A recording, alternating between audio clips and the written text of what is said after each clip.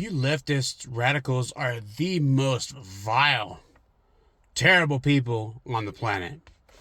Radical judges that release murderers into the streets to kill again. Politicians that are involved in billions of dollars worth of fraud. Sex trafficking, drug trafficking, child sacrifice.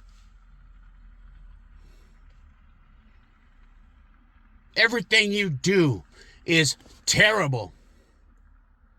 And you should be ashamed of yourselves. And if I was in charge, you wouldn't be on the streets. You wouldn't be allowed to perpetrate these horrors on other people ever again. I'd make sure of it. But God, in His good graces and His almighty ways that are far beyond my ways, He didn't put me in charge. And the world is the way it is.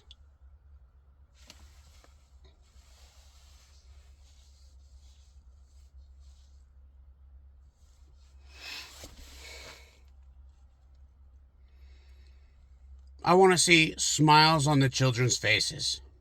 I want to see more children, happy communities. That's not possible if you kill your children, invite drug dealers, molesters, and fraudsters into your community. That's not possible if you don't protect your borders, your home. This is our home.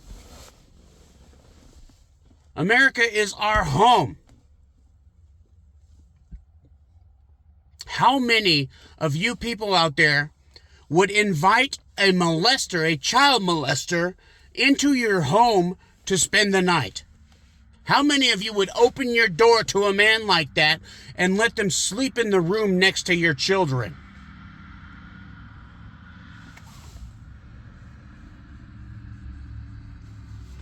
I bet you none of you would do that. Some of you glory seekers, you would say that you would do that because you want to make yourself look good.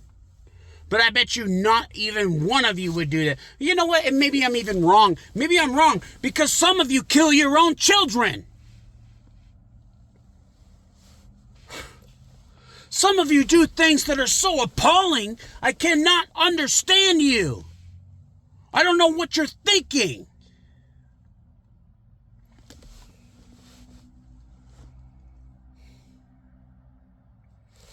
The left is wrong, period. There's no ifs, ands, or buts about it. The right has some work to do. We are all sinners. We have all fallen short of the glory of God. Every single one of us. The right isn't perfect, but the left is horrid. And it needs to be dealt with. It's a disease, a cancer that we need to cull from our society.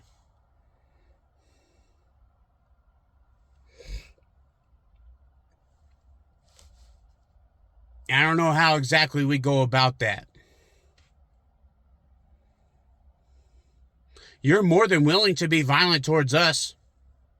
I don't understand why more Americans aren't exercising their Second Amendment right. If you came up to my car, threatening me and my children, throwing things at me, I would end you.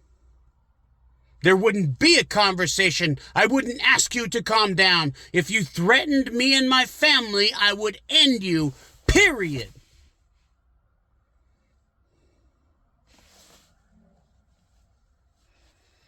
But we're all too nice. We're all way too nice and gracious and benevolent. So much so that we will give you chance after chance after chance and keep trying to understand you. Just like Charlie Kirk had all those conversations before he was killed, before he was murdered. He tried to bridge the gap. He tried his best to understand you and help you understand us. He tried his best to make everything make sense and to unite this country, and you murdered him.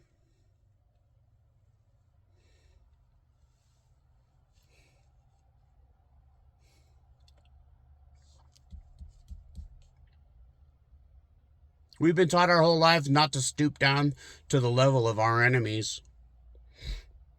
But I'm wondering, what other choice do we have? Why shouldn't we meet violence with violence? For a lot of us, the answer to that question is because we're still hopeful that the government will do something, that the government will serve its purpose and clean up this mess.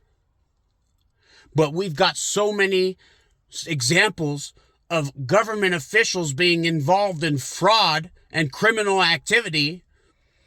How the hell are we supposed to trust anything the government does? And so what should we do? Tell me something. What should we do? Because something needs to be done. And everything that's been done up until this point is not enough.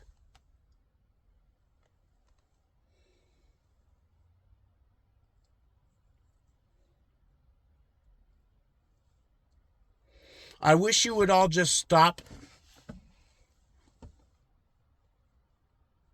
being so crazy and violent and arrogant, and you would start listening to other people. The biggest problem we have with the left is you put your head in the sand and refuse to have a conversation because you absolutely must be right, and it doesn't matter what reality says. It doesn't matter what the facts are. You absolutely must be right, period. Whereas we on the right we're capable of empathizing with you, of sympathizing, of understanding your point of view. Yes, it's horrible that a girl gets SA'd and is forced to carry that pregnancy. But it's also horrible to kill that person who has so much unlimited potential. I've seen so many stories of people who were conceived by SA, and they're so thankful to be alive, and they've lived productive and blessed lives, and they're so thankful for every day they have. And you leftist radicals, you would prefer that they had not been born. That's what you think should happen. That those good people that are doing great things with their lives should not have been born because of economics or because of your own feelings.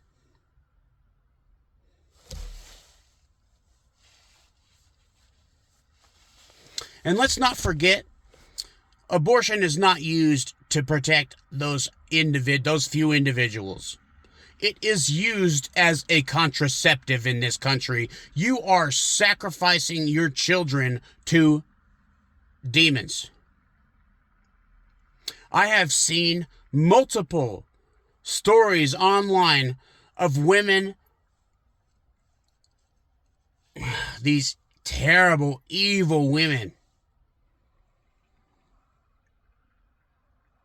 who get pregnant on purpose and then have an abortion because they thrive. They get off on the idea of having power over life and death. They get off on their own power. These egotistical, disgusting women will kill their own children because it makes them feel powerful. Woman, you don't know what real power is. You have no idea. You are the weakest. You are the weakest of us all. You women that would kill your children, you are the weakest of humanity. Especially if you kill your children because of economics. Because you're scared that you're not going to be able to support this child. We have all kinds of programs that help single mothers. Not single fathers. No, they're held to a higher standard. We have all kinds of programs in place to help single mothers. And you shouldn't ever be a single mother unless you were SA'd. Because you should be saving sex for marriage. None of these things would be happening if you saved sex for marriage. If you chased yourself and kept yourself ready for your soulmate. I still believe in love. I'm a hopeless fool. I'm a hopeless romantic. I still believe that there is true love between a man and a woman. But it can't happen in this hookup culture. In this hookup culture, it's never going to happen. Because you need to save yourself for that special someone. And women, I understand that, it's sad that all of these terrible men out there are sweet-talking you into the bed. But that's your fault, too. You need to not fall for things like that.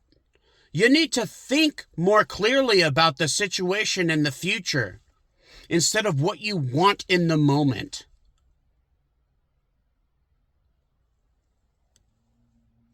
You need to discern what's right and best for the future. And I see so many videos of women crying about being single and how men won't even look at them. Well, what do you expect? For the last 20 years, even having anything to do with you, any kind of social interaction with you, you could accuse us of SA, and we would get our entire lives destroyed. I've been accused of assault. Because just because some girl didn't like me, and it was during COVID, because I wouldn't put a mask on in my apartment building, she accused me of assault and tried to have me thrown out of my apartment. Of course, nothing happened, so nothing went through in court. I completely denied everything, and they had no evidence because nothing happened. And everything was fine for me. But how many men are out there who have had a drunken interaction with a woman, and she ruined his whole life? That happens to us regularly, women. And now you have a problem with us not talking to you. Now you have a problem with us not wanting to be involved in you in any kind of public way.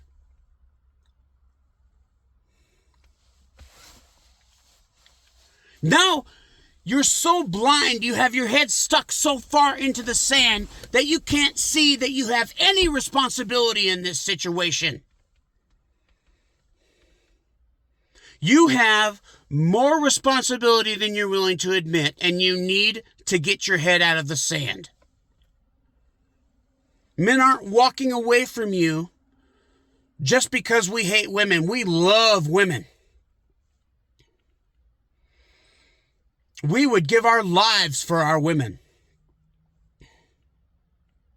Absolutely, 100%. Jesus sacrificed his life for the church and commanded us to do the same for our wives.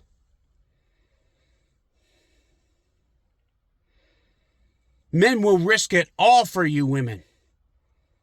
And then we come home from a long day of work, tired, blistered, and bruised, to have you nagging at us, telling us fix your own dinner, clean your own clothes.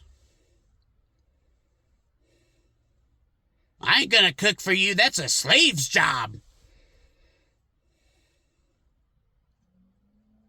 Where I come from, it's common fucking courtesy to hold the door for someone who's behind you. Doesn't matter who they are, man, woman, elderly, child. If someone's coming into the store behind you, you hold the damn door for them, and they say thank you, and you say, of course, you're welcome. That's common courtesy. But you all Democrat, socialist, evil, leftist people, you view that as some kind of act of slavery, of submission. Because you're so involved in your own selves, you're so confused and arrogant and involved in your own egos and your own feelings that you can't possibly have any empathy for someone else, any real empathy. You pretend to have empathy for these illegal immigrants, but you're out there protesting in the streets because you're being paid to. I've seen the websites. Where they offer you more than I'm being paid to go out there and protest. You are liars and scumbags.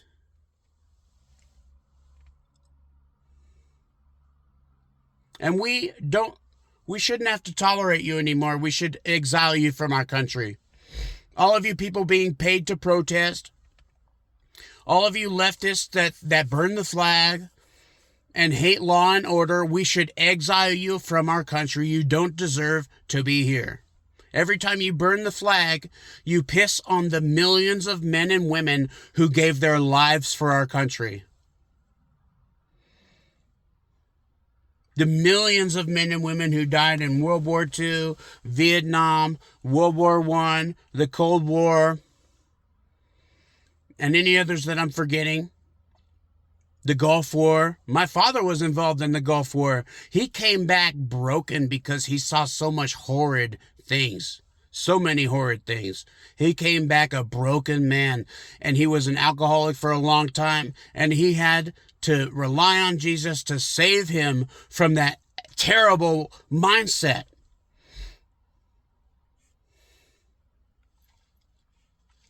But the Lord saved him. The Lord brought him to his senses, and he became a better man, and he overcame his mental disabilities, and before his end, he died young because of all the stress and the terrible medications he was on. He had a heart attack at 42 and died in his sleep. But the Lord saved him before that happened. The Lord took him at the right time. And the Lord God can save you too. You just have to be willing to admit that you need help.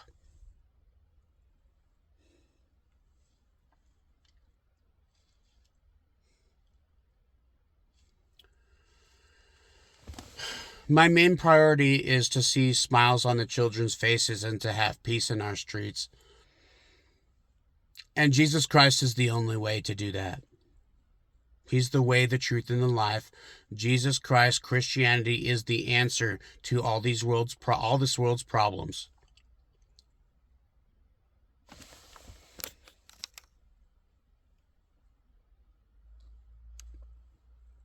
Invite him into your heart today.